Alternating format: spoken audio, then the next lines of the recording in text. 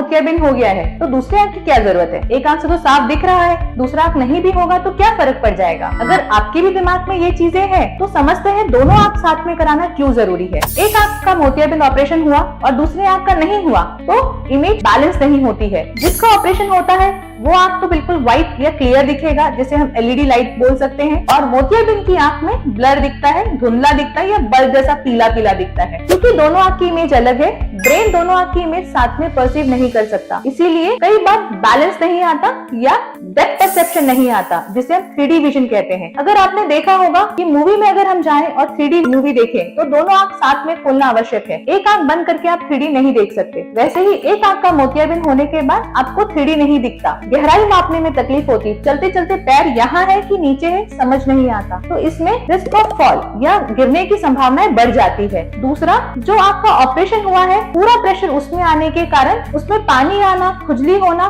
Common है। तो अगर मोतियाबिंद है तो एक आंख करने के बाद मत रुकिए, दोनों आंख अवश्य कराइए। दोनों आंख के बीच में आप बहुत ज्यादा गैप ना रखें, जिससे विजन रिकवरी भी अच्छा रहेगा और आप गहराई मापने की क्षमता व्यवस्थित तरह से यूज कर सकते हैं। एक आंख का मोतियाबिंद होने के बाद हमेशा कुछ न कुछ तकलीफ बनी रहती है, तो दोनों आंख का मोतियाबिंद कराइए और यह सेफ सर्जरी है। श्री रेटिना केयर में हम दोनों आंख का मोतियाबिंद एक दिन के गैप में भी करते हैं, जिसे हम टॉपिकल फेकोमल्सिफिकेशन द्वारा करते हैं। व्यक्ति को ऑपरेशन के बाद दिखना शुरू हो जाता है। धन्यवाद।